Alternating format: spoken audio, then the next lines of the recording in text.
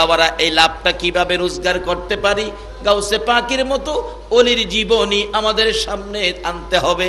আল্লাহর ওলি গাউসে পাক আব্দুল কাদের জিলানী ইবাদতের নির্দেশ করেছেন। আল্লাহ ইবাদতের গাছের মধ্যেই জন্ম হয়েছে, ইবাদতের গাছের মধ্যেই আব্দুল কাদের জিলানীর জন্ম। জোরে বলুন সুবহানাল্লাহ। শুধু আমরা না, আজকে তো আমরা শুধু জীবনী শুনি, কারণ আমাদের মা বাবার মধ্যেও তো এই গুণগুলি নাই। কিন্তু এই ইবাদতের সিঁড়ি শাখা কোত্থেকে পাইলেন?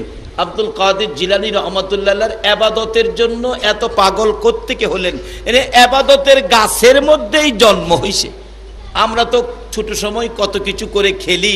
গাউসে পাকের জীবনীতে পাওয়া যায় উনি 2.5 বছর, 3 বছর, 4 বছর বয়সে যখন খেলাধুলা করতেন, উনি মসজিদ বানাইতেন, মাটির মধ্যে মসজিদ বানাইতেন, নামাজের বিছনা বানাইতেন। কিভাবে মসজিদ, কিভাবে নামাজ, এগুলি বাচ্চাদেরকে দেখাইতেন, বাচ্চাদেরকে দাঁড় করাইতেন, উনি ইমামতি করতেন। জোরে জোরে কন্যা সুবহানাল্লাহ। আর আমাদের দেশের ফুলাবান জায়গা সিনেমা দেখতো লাইন করে। প্রশ্ন আসবে আমরা কেন যাইগা, উনি কেন যাইতেন না? এটার জবাব আসবে মা বাবা। এটার জবাব আসবে কি বলুন, বলুন না। ঘুমে ধরছে আপনাদের? ঘুমে ধরলেও তো 2টা বাজবো ইনশাআল্লাহ।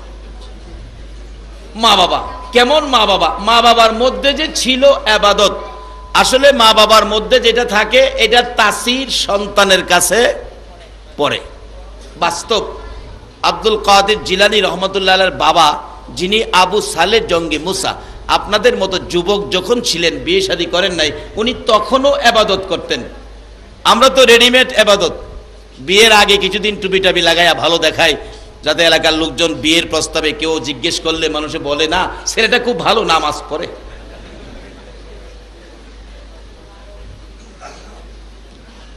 এরপরও গেলাম বিপদে পড়ে। এক ছেলেরে জিগাইছে, জামাই দেখতে আইছে, তো জামাই দেখতে আইছে, মেয়ের পক্ষের লোক জিগাই, জামাই নামাজ পড়েন? হ্যাঁ নামাজ তো পড়ি। একজনকে খুব ভালো তো, বাড়ির কাছে মসজিদ, নামাজ না পড়লে কি হবে নাকি? জিগাই বলুন তো ফজরের নামাজ কত রাকাত? মুসলমান, আমার গ্রামের ঘটনা বলছি। আমার সমপাঠী ছিল, প্রাইমারি স্কুলে একসাথে পড়ছি।